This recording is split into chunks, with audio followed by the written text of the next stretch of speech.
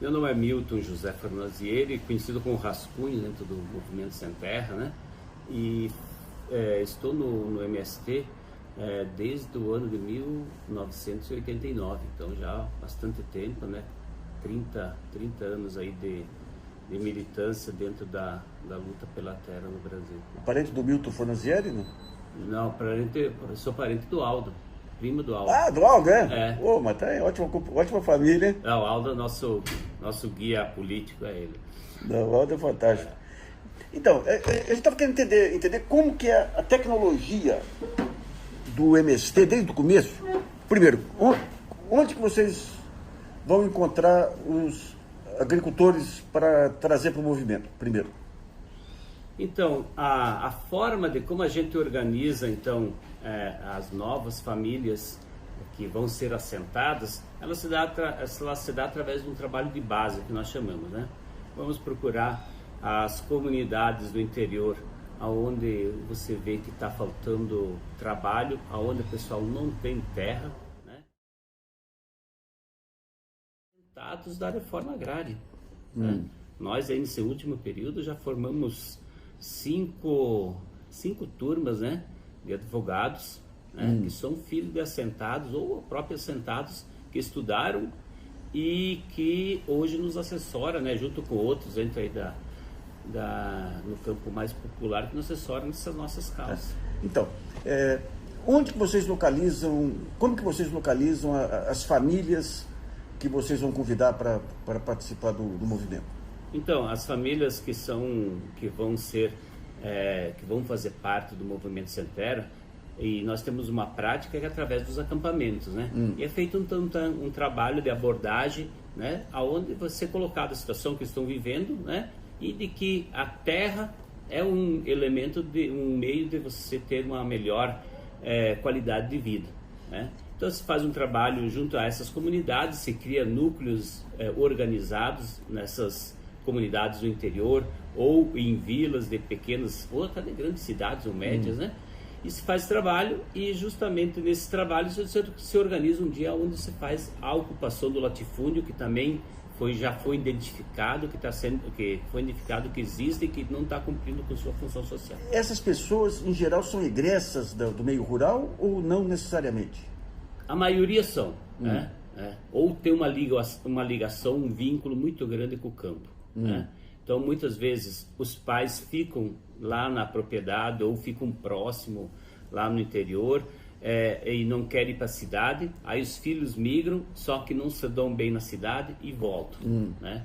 Então no caso do Nordeste isso é muito forte, né? Então os filhos foram procurar em outros campos, uma vida melhor, não conseguem, acabam voltando e aí vão procurar nos acampamentos a possibilidade de ter um pedaço de terra e daí tirar seu sustento. Só para entender, vocês montam primeiro o acampamento, depois convidam as pessoas? Não, a gente primeiro faz o trabalho de sensibilização, né? Monta o acampamento com essas famílias, né? E é claro que tem um período onde as famílias ainda... Opa, tem um acampamento lá e que há a possibilidade de a gente entrar e vão chegando, aumentando o número, né? Isso muda um pouco de período para período, né? Por exemplo, eu quando fui me acampar lá em 89, nós fizemos trabalho e nós juntamos 1.800 famílias e fomos para cima de uma área. Esse acampamento durou um tempão aí, até fora todo mundo. Agora vocês pegam, às vezes, pessoas que não têm essa tradição do trabalho colaborativo.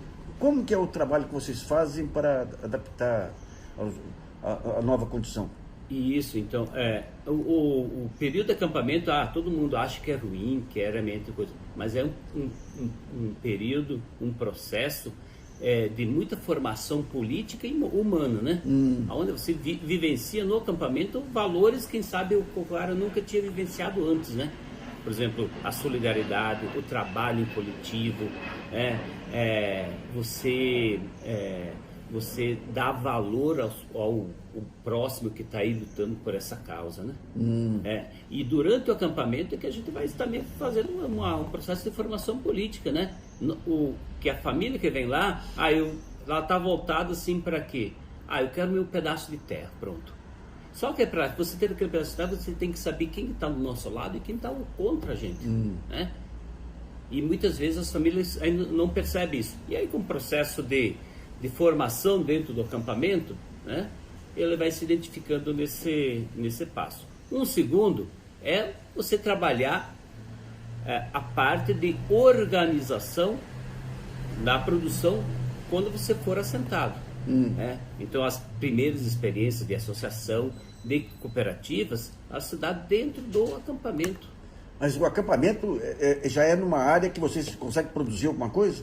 Em alguns casos sim, outros não, tá. né? Outros, nós, só para ter uma ideia, Ana Cifra, nós temos áreas que estão há 20 anos acampadas. Né? Então, e estão lá produzindo, tem cooperativa, tem associação, né? Há 20 anos, e agora está sendo despejados, tipo aí no Paraná, né? A ordem, claro, do governo federal, né? Então, força o governador, despeja essas famílias, despeja isso, né? Mas então, e aí tem outros assentamentos que você não tem essa possibilidade, né? Porque você foi despejado, mas o pessoal diz, não, vou continuar junto lutando pela terra, aí estão na beira da estrada, ou numa partezinha dentro de um assentamento, né? E que não dá essas condições. Mas mesmo assim o pessoal se organiza para se organizar de como formar uma cooperativa. Aí quando começa, sai o assentamento, já um passo mais adiantado. Por exemplo, no caso meu, né, nós passamos 4 anos e meio acampados, né, e durante esses 4 anos e meio, nós lá naquela época no Rio Grande do Sul, nós não tínhamos áreas para trabalhar, né?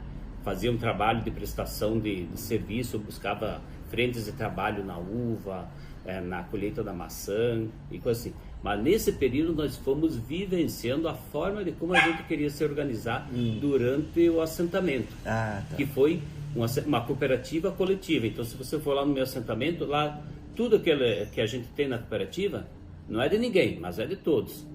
Então, esse é um dos pontos. Por exemplo, no caso do sem teto, tem muito casos que eles conseguem a casa própria e perdem a solidariedade. No caso de vocês, eles ficam proprietários da terra ou a terra sempre é do grupo? Então, nesse caso nosso, ela é coletiva de todo mundo, né? Ninguém sabe onde que está, ou de quem é essa vaca, ou daquele porco, ou aquele arroz, né? Então lá é todo mundo coletivo e a cooperativa gere e lá cada um recebe pelo trabalho que desenvolve, né? No caso da posse da terra, até agora está uma discussão bastante grande sobre o governo diz, nós vamos regularizar, vamos titular a terra, né? Para nós, a titulação da terra significa privatizar a terra, né? Então significa o quê? Você dar um título. Para que o título da terra, né? Para quê? Para você conseguir financiamento em banco? Não sei mais o que, né? Mas a titulação da terra, ela dá uma forma de você criar a possibilidade para que ela volta a ser concentrada de novo. E nós não queremos isso, né? Por isso, então, nós achamos que tem que ter o título, né? Mas o título que passa de pai para filho, né? Que nós chamamos do CDRU, né? Então, essa é a forma, e não o título aonde que o cara vai trabalhar a questão da especulação ou voltar a ser uma concentração de terra. E nós temos casos no Brasil que abriram abriu a titulação e a maioria das terras foram vendidas para, por Rondônia, um assentamento foi feita a titulação, vinha gente lá do Paraná, do sul do Brasil, e comprava os lotes lá, que lá é uma área maior de 100 hectares, e voltou de novo a pequenos latifúndios, entre o latifúndio grande.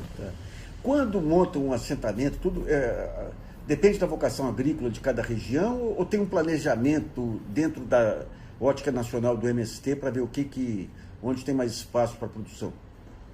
Então, primeiro nós sempre ocupamos áreas onde são áreas produtivas, né? E aí queremos que o assentamento aconteça. Sobre a forma, o que é produzido, vai um pouco dentro da vocação da região, né? Tu não vai, por exemplo, querer produzir cana lá no Rio Grande do Sul, porque não dá cana, né?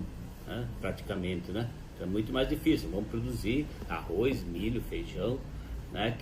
Ou criação de animais, do que muitas vezes cana, né? Mas se você vai, por exemplo, numa região como o norte do Paraná, nós temos uma cooperativa onde produz muito bem cana, só que não vamos copiar do latifúndio que produz cana, vamos produzir cana de forma orgânica, agroecológica, né? Então, esse é um elemento que eu quero até depois entrar um pouco a fundo no o que a gente está pensando e está fazendo daqui para frente nesse momento nos assentamentos. Então, vamos falar então. Então, essa é a forma nossa. Nós estamos organizados em mais ou menos, acho que 162 cooperativas a nível do Brasil, muitas associações, né? Porque o pega o Norte, Nordeste e parte do Centro-Oeste tem aquela ideia, aquela cultura da associação, que a associação resolve tudo. E nós achamos, é importante isso, mas nós queremos trabalhar a forma que a cooperativa é algo mais sólido, mais consistente. Associação seria uma pré-cooperativa? Isso, em muitos casos sim, mas aí como eles têm muito medo, porque tem muitos casos de cooperativas que quebraram e aí os caras, quem levou o ônus disso, né? Foi a família lá, né? Muitas vezes perdeu parte dos bens que tinha, assim por diante. Então, vamos ficar numa associação que é melhor ser pequeno do que crescer. Tá. Então, todos esses elementos aí. Mas nesse momento, Nassif, nós estamos trabalhando de que não basta produzir alimento dentro dos assentamentos ou da agricultura familiar, né? Aquela questão que se diz, que a agricultura familiar é importante sim, de que quem produz comida na mesa não é o latifúndio, né? Não é o agronegócio, é sim a agricultura familiar, né? 70%, 75% da comida que vai na mesa do brasileiro vem da agricultura familiar e dos assentamentos da reforma agrária. Nós achamos que assentamento da reforma agrária é lugar de produção de alimentos, mas hoje em dia, com essa quantidade de veneno que a gente está usando na agricultura, tem que ser produção de alimento sadio, limpo, né? E aí o caminho, a ferramenta é a agroecologia. Isso aí criou uma marca. Hoje vocês são os maiores produtores de alimentos orgânicos. Eu acho que não ainda, porque ainda não tem números concretos. Mas no caso do arroz, onde a gente... 20 anos que a gente está batendo o martelo, né? Nós somos os maiores produtores de arroz agroecológico da América Latina, né? E nós achamos que a gente consegue fazer isso em outras cadeias rapidamente, né? Tá. Então, é esse elemento. E aí, mas essa questão da alimentação saudável está pegando muito bem dentro dos nossos assentamentos, né? Em muitos casos, eu vou produzir aqui soja, por exemplo, ou milho no sistema convencional, mas aqui esse canto aqui é para eu produzir a comida que eu vou comer no dia a dia. Né? Então isso está pegando muito bem. É claro que nós queremos que não só esse pedaço aqui, que todo o lote, toda a propriedade seja orgânica, né? Mas é um processo, você tem que quebrar essa construção, né? De que o uso do pacote de veneno foi construído, né? E não é fácil, viu? Porque as empresas que estão envolvidas, elas desempenham um poder muito grande. Cada cooperativa tem a sua própria linha. O que unifica, digamos, a política das cooperativas? Então, elas... o que identifica primeiro, é uma produção local, né? Então, esse elemento. Então, quer dizer, se na região X, a sua aptidão, a sua vocação daquela região é produção de leite, é claro que o assentamento vai produzir leite também, né? Um é o que tem uma cadeia já instaurada, né, de fornecedores e formas que se tem, né? Numa outra região é produtora de feijão, claro, vão investir na produção de feijão, né? A outra é arroz, no caso do meu assentamento, 70% da área é área baixa para a produção de arroz. Claro, vamos produzir arroz, nós vamos plantar milho. Até uma vez nós tentamos plantar milho, né? Só levamos ferro, né? E assim por diante. Então, essa é uma forma. A nível nacional, o movimento trabalha por cadeias produtivas, né? Então, nós temos definido, assim, 14 cadeias prioritárias, né? Que vai desde a organização da produção, que passa pela industrialização, armazenamento e mercado, né? E aí mercado, tanto o mercado interno como o mercado externo. Falando em mercado interno, tem duas frentes que a gente sempre trabalha. Uma é o mercado institucional, a gente valorizar as conquistas que a gente teve lá durante o governo Lula e Dilma, né? Que foi o PA e o PNAE, né? PA PA é Programa de Aquisição de Alimentos, feito pela Conab. E o PENAI é o Programa de Aquisição de Alimentação da Agricultura Familiar para a alimentação escolar. Né? Então, é os dois programas. Então, esse é um programa que foi criado para nós, para a agricultura familiar, e nós temos que brigar por ele. Claro que tivemos grandes derrotas aí ultimamente, mas vamos manter as duas ferramentas de pé. E você falou externamente também? E a outra, então, no mercado interno, e a outra questão do mercado externo. Então, nós temos com várias experiências aí, principalmente algumas aqui na América Latina, experiências da Europa bastante, né? A Europa trabalha muito a questão de nicho de mercado, né? Então, por exemplo, arroz vai lá para a Alemanha, agora estão abrindo portas para a França, né? Suécia, então vários países aí compram produtos, principalmente produtos com viés agroecológico. Né? Então esse é um campo. Aqui na América Latina do Sul, né, vendemos para, principalmente a Venezuela comprou muito, e nós agora tentando comprar de novo, né? E aí, claro, todo mundo sonha também com a China, né? A China. O estômago chinês é a esperança. É grande, né? E então também a gente está tentando trabalhar, ver alguma potencialidade nesse sentido, né, um processo em construção nesse sentido. Bom, eu vi que aqui em São Paulo tem Armazém do Campo, eu estive lá em Recife, lá no Armazém do Campo. Como é que funciona essa estrutura de Armazém do Campo? Então, o Armazém do Campo é uma rede que a gente está construindo de criar um espaço diferente, né, para a gente poder comerciar produtos, mas principalmente para você conversar com a sociedade, né? Então não é um espaço simples como uma loja qualquer. É um espaço onde você vivencia, então, onde você encontra os produtos, aonde você vivencia uma cultura diferente, né? Então, através de uma música que trabalha o lado nosso como agricultor, como um lado nosso como classe trabalhadora e assim por diante, né? E também você vivencia uma comida diferente, né? Então a gente procura fazer pratos, né, que trabalha a parte regional, né? Aqui em São Paulo, como tem todas as regiões aqui, né? Então a gente já tem, desde o careteiro que o Stedley faz, tem pato no tucupi, tem baião de dois. Ontem à noite tinha um baião de dois bem gostoso lá aí no armazém. Então vários pratos diferentes a gente tenta vivenciar aqui, né? E valorizar essa diferença, essa riqueza que a gente tem, né? Você falou nas cadeias produtivas. Agora, cada cooperativa, ela toma a iniciativa de definir a sua própria comercialização, ou vocês somam esforços também aí para colocar os produtos? Então, cada cooperativa tem lá seu departamento de vendas, né? Mas a gente procura, então, em alguns espaços, a gente procura organizar essa comercialização. Por exemplo, no mercado institucional, a gente tem um escritório aqui em São Paulo que ajuda as cooperativas a acessar o mercado institucional, principalmente São Paulo, que é a grande vitrine, né?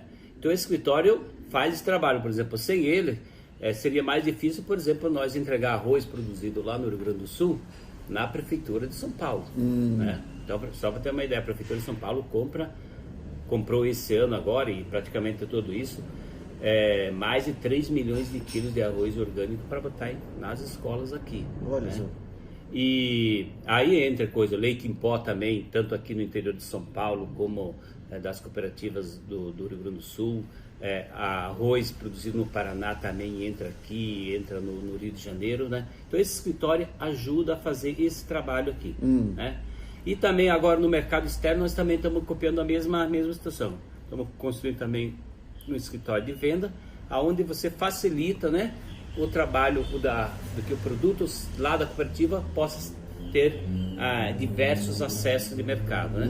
Até agora estamos construindo também tentando construir uma plataforma aí digital para a venda, né? Começando aqui em São Paulo, né? Aí com o apoio de amigos, companheiros nossos daqui da cidade, né? E tentar colocar então um X de produtos que são produzidos nos assentamentos numa plataforma digital, né? Então quem aprecia, quem defende essa causa, encontra esses produtos aí. Eu estive lá na escola Florestan Fernandes, vocês têm uma cachaça muito boa também lá. Esses produtos regionais são essas vocações regionais aí, como é que vocês fazem? A produção do Rio Grande é distribuída aqui também? Isso, aqui, de Minas vem para cá, daqui vai para Minas, o armazém de lá, né? Produtos produzidos do Nordeste vem para cá, né? Tipo cassendo, caju, feijão, aquele feijão de corda, né? Vem para cá, produtos aqui vai para lá, né? Então tem essa misturança de produtos aí. É claro que tem um problema da logística, né? Então, quer dizer, para você trazer uns produtos lá do Nordeste para cá ou mandar um caminhão daqui para lá é um custo alto, né? Que quase inviabiliza o negócio, né? Mas aí aos poucos a gente está tentando construir uma... Só para entender como que se dá a remuneração do Sem Terra, porque ele não é dono do pedaço. Como que é medido o trabalho dele, de cada um? Então, quando o pessoal trabalha de forma individual no lote, né, então a remuneração dele vem daquilo que ele produz no lote. Tá. Né? Quando ele trabalha em cooperativa, ele trabalha a partir da quantidade de horas, né, praticamente, que você coloca dentro da cooperativa. Por exemplo, lá na minha cooperativa, que é toda coletiva, então a forma é trabalhada por hora trabalhada. Né? Então cada associado trabalha em torno de 9 horas por dia, né? Se trabalhar as 9 horas por dia, tem um valor fixo de referência por hora. No final do mês tem uma remuneração dele, que é o adiantamento de sobras, né? Tá. E no final do ano agrícola, junta tudo, deu lucro, sobrou tanto, aí a cooperativa decide, uma parte vai para cada associado, outra parte vai para investimento, assim por diante. Tá. A produtividade, é medida a produtividade de cada um? Quando é coletivo? Nós ainda não temos essa questão, que é um problema, né? Porque uns são mais... tem um trabalho mais rentável, né? Assim, né? E outros menos, né? O problema é se você diferenciar, ou também o mesmo, a sua hora na CIF é maior do que a minha. Aí você bagunça. Aí bagunça e a gente começa a criar estratos diferentes, né? Mas digamos que sempre tem aí, tem um que encosta o corpo. Como é que vocês fazem para enquadrar? A gente procura, e sempre tem, né? Sempre tem. Isso é verdade. A gente procura primeiro adequar ele dentro de funções diferentes. Você está lá para cuidar da criação de vacas de leite. Você não cuida direito, coisa parecida, ou não vai trabalhar, ou coisa parecida. Então, primeiro chama ele, a coordenação da cooperativa, a direção, chama eles, a tua conduta está atrapalhando a cooperativa, né? Então, cobra-se nesse jeito, chama ele um pouco a atenção nesse sentido, né? Para ele poder se adequar, né? E tem casos que não dá, aí o cara prefere, não consigo me adequar, eu vou sair da cooperativa, né? Mas todas elas têm esse ajuste, né? Mas tem um cara muito bom na tal função, mas na outra é ruim, então vamos tentar adequar aqui, né? Então esse é um trabalho. Tem que estudar essas coisas. E em últimos casos, tem momentos que, quando não dá, tem que entrar, por exemplo, teve percas grandes, né? Você vai ter que participar nessa perca, não só o coletivo como um todo. Tá. Velhos e crianças, como é que vocês tratam? Então, na questão de velhos, nós, dentro das cooperativas, é um dilema porque todo mundo vai ficando velho, né? Então as forças vão se embora e você não consegue dar o mesmo aporte de esforço laboral do que você dava antes, né? Então você tem que ir se ajeitando, né? Nós temos lá na casa, na minha cooperativa, por exemplo, a gente tem uma política, bom, chegou aos 60 anos, conseguiu a aposentadoria, mesmo que seja rural, né?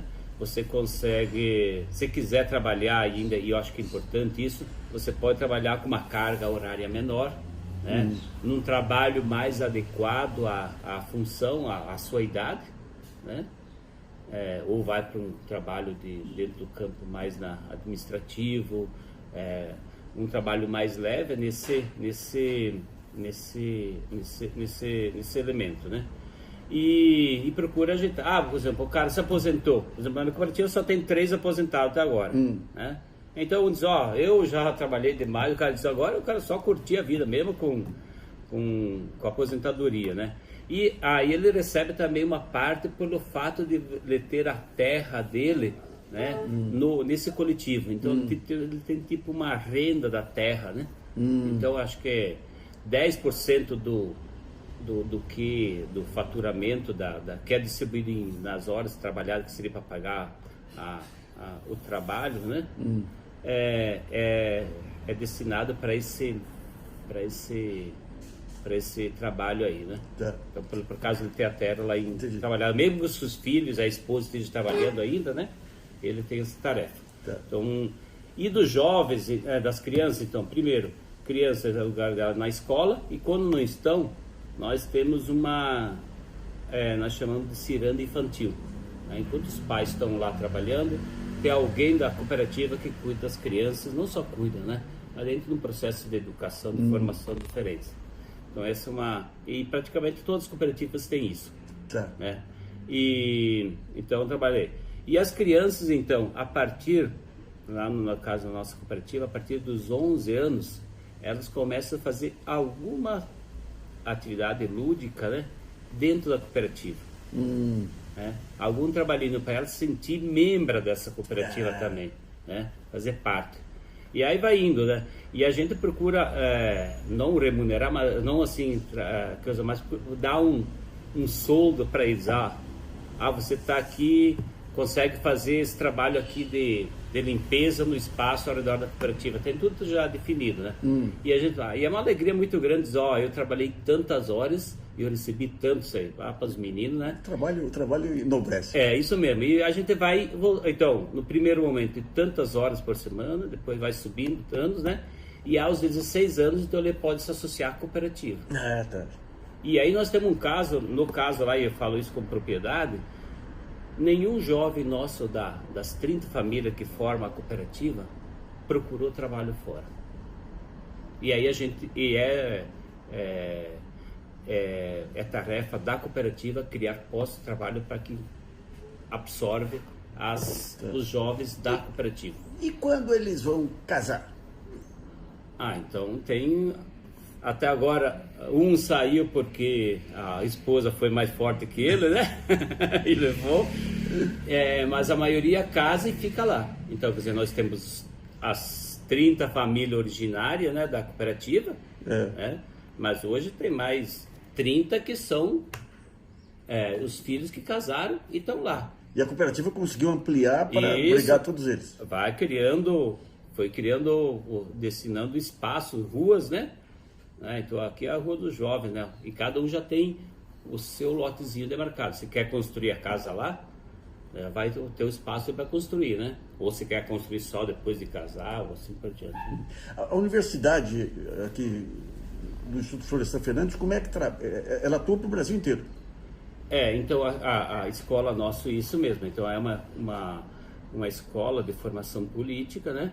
Que vem gente de todo o Brasil, né? E tem até não digo filiais, mas tem ações, por exemplo, no DF, em Brasília, que também faz cursos, né, para facilitar a questão mais regional, né, não tem muito gasto de passagem, né, mas de todo o Brasil. E nós temos muitos cursos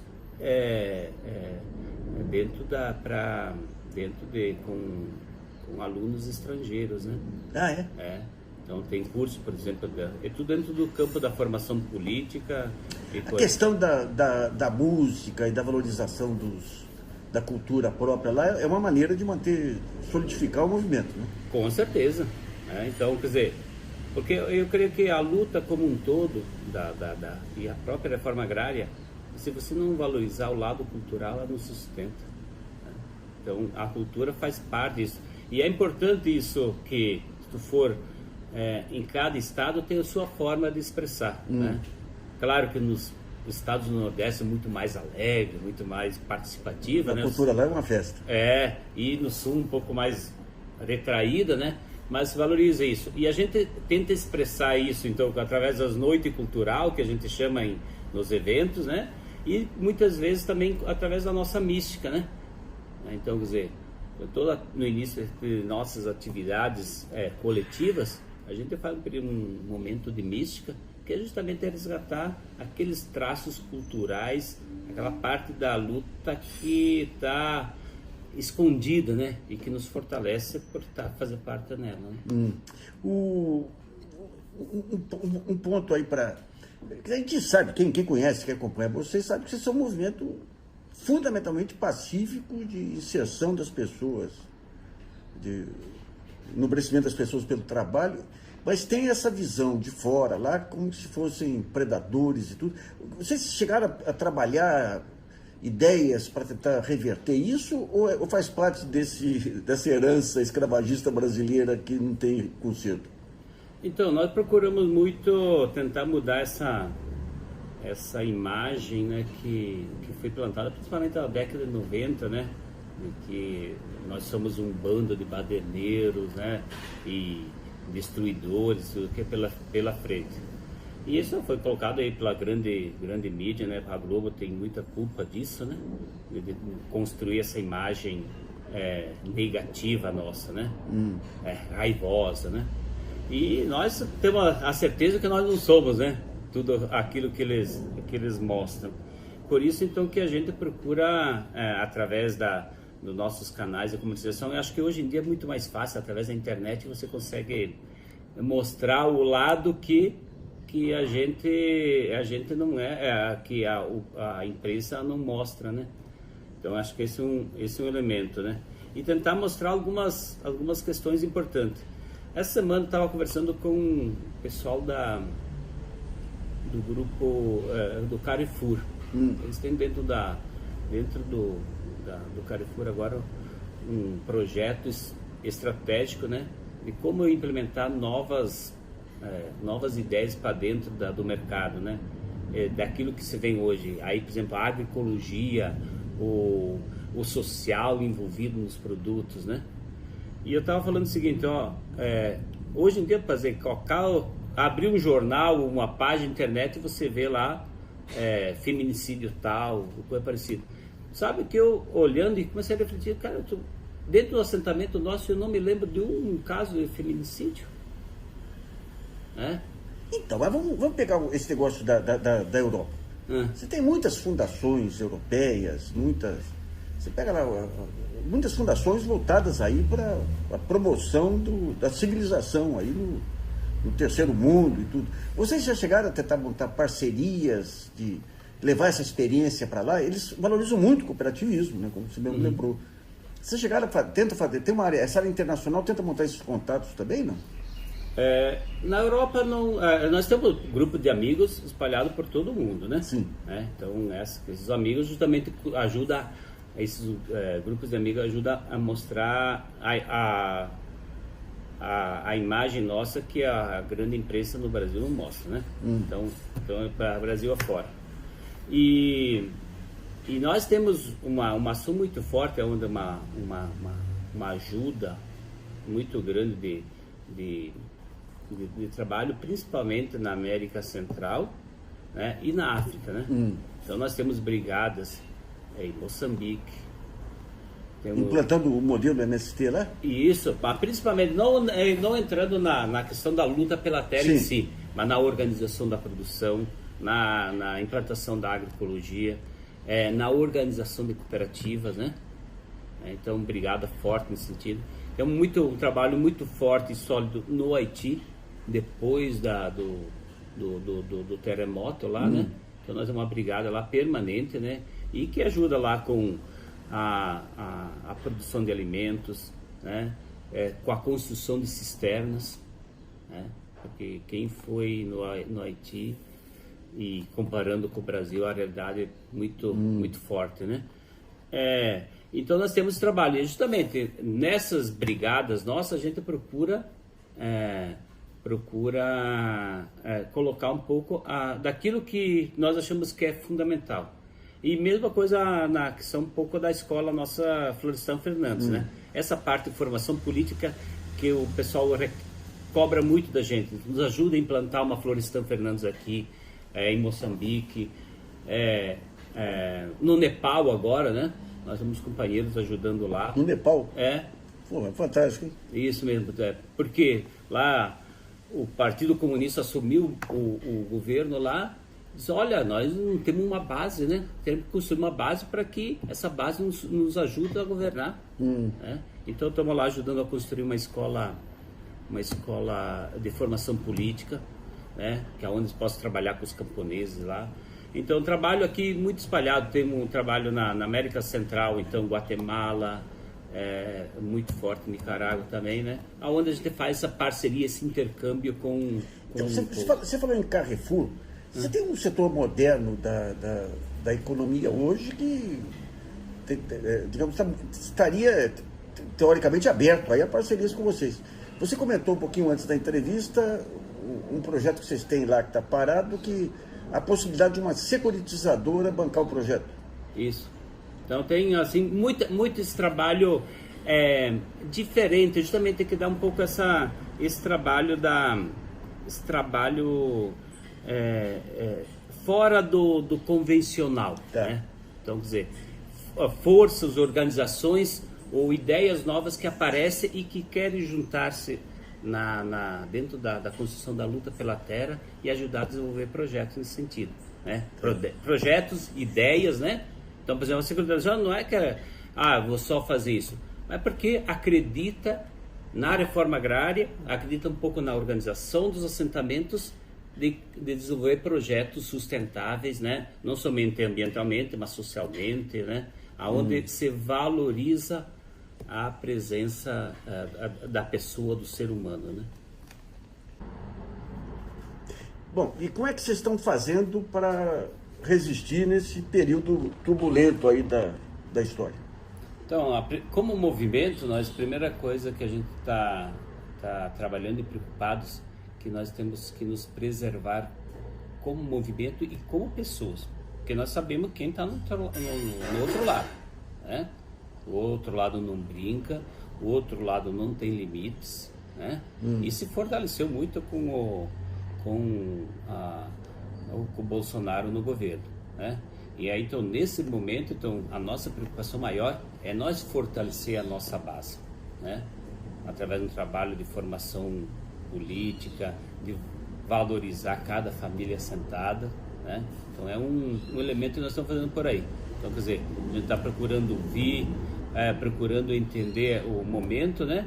E tentar construir essa base mais social, né? Não somente nossa interna, mas também dentro das comunidades, né? É importante o assentamento ser aquela referência organizativa na comunidade, no município pequeno lá. Então é isso um pouco que nós estamos tentando vivenciar. O segundo elemento, nós tentamos trabalhar um pouco de fortalecer, então, aquilo que eu falava antes, de que o assentamento tem que ser um lugar de alimentação sadia. Então a gente está fazendo um trabalho bastante forte junto em todos os assentamentos, né? De mostrar que a agroecologia é a forma onde a gente vai derrotar o latifúndio, né? O latifúndio como modelo, né? Não como coisa. Porque eles não conseguem fazer agroecologia, então produtos agroecológicos limpos, né? Nesse sentido. Então esse é um segundo caminho. E o terceiro elemento é que nós tentando buscar e também contrapondo com a prática do governo, nós tentar ter uma preocupação maior com a natureza, com a terra, né? E até iniciamos esse ano agora, em todos os encontros estaduais, o lançamento de um programa nós que estamos a trabalhar no próximo período o plantio de 100 milhões de árvores nativas de recuperação de nascentes, né? Áreas degradadas, não só dentro do assentamento, mas fora, né? Como aquilo que a gente está construindo agora aqui em Mariana, né?